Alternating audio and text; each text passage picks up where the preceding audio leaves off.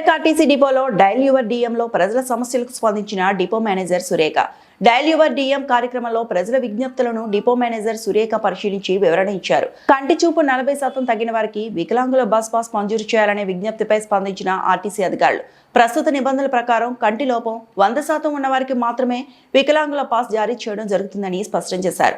నిబంధనల్లో మార్పులు అవసరమైతే పై అధికారుల దృష్టికి తీసుకెళ్తామని తెలిపారు. అలాగే జేబీఎస్ మెదక్ రూట్ పై ప్రయాణించే ప్రయాణికులు చేసిన విజ్ఞప్తిని పరిశీలించారు. వయా పోతరాజు కమాండ్ నుంచి తుఫాన్ వైపు రావాలని కోరగా ఆ ప్రాంతంలో రోడ్డు డైవర్షన్ కారణంగా ప్రమాదం అవకాశం ఉన్నందున తూఫాన్ రూట్ ను నర్సాపూర్ చౌరస్తా ద్వారా మార్చి నడుపుతున్నామని వివరించారు. రాయంపేట సమీపంలో కోనాపూర్ వద్ద ఎక్స్ప్రెస్ స్టాప్ ఏర్పాటు చేయాలని డిమాండ్లపై అధికారులకు సమాచారం అందజేసినట్లు తెలిపారు. ఈ సందర్భంగా మెదక్ ఆర్టీసీ డిపో మరో విషయాన్ని ప్రకటించారు. 27/11/2025 గురువారం సాయంత్రం 5 గంటలకు అరుణాచలం టూర్ ప్యాకేజ్ కోసం ప్రత్యేక బస్సును ఏర్పాటు చేసినట్లు తెలిపారు. ఈ సౌకర్యాన్ని మెదక్ ప్రజలు వినియోగించుకోవాలని కోరారు. ఈరోజు డయల్ యువర్ డిఎం కార్యక్రమం నిర్వహించబడింది. దాంట్లో భాగంగా మనకి కేవలము 3 రిప్రజెంటేషన్స్ మాత్రమే వచ్చినాయి. దాంట్లో 40% డిజేబిలిటీ ఉన్న వాళ్ళకి పిహెచ్సి పాసెస్ అన్నారు. కానీ డిజేబిలిటీ 100% ఉంటేనే అది వీలవుతుంది. కాబట్టి 100% ఉన్న వాళ్ళకి పిహెచ్సి పాసెస్ ఇష్యూ చేయడానికి వీలవుతుంది. జేబీఎస్ తూప్రాను మెదక్ సర్వీస్లు వయా పోతరాజుపల్లి కమాండ్ నుండి ఆపరేట్ చేయమన్నారు.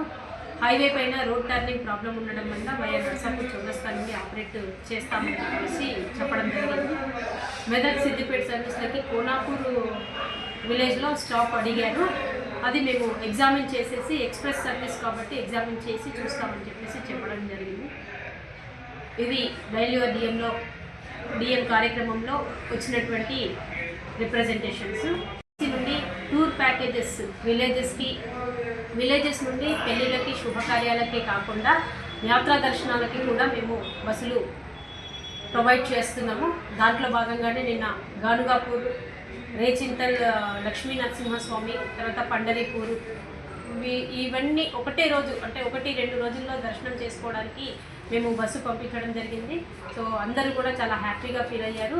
ఈ అవకాశాన్ని ఇటువంటి అవకాశాన్ని మీరు ఎటువంటి యాత్రా దర్శనానికైనా మీకు బస్సు కావాల్సి వస్తే లేదా 10 మంది 20 మంది ఉన్నా కూడా మమ్మల్ని సంప్రదించినట్టయితే మేము మిగతా ప్రయాణికులను కూడా ఆర్గనైజ్ చేసేసి బస్సు మీకు అందించగలగడానికి సిద్ధంగా ఉన్నామని చెప్పేసి తెలియజేస్తున్నాను. యాత్రా దర్శనము టూర్ ప్యాకేజ్ బస్సులని మీరు వినియోగించుకోవాల్సిందిగా కోరుచున్నాము.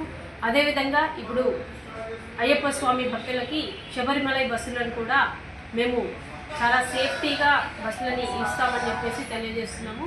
కాబట్టి శబరిమలై అయ్యప్ప భక్తులందరూ కూడా శబరిమలై పోవడానికి మా బస్సులని వినియోగించుకోవాల్సిందిగా తెలియజేస్తున్నాము. మరిన్ని అప్డేట్స్ కోసం మా ఛానల్ని సబ్స్క్రైబ్ చేయండి.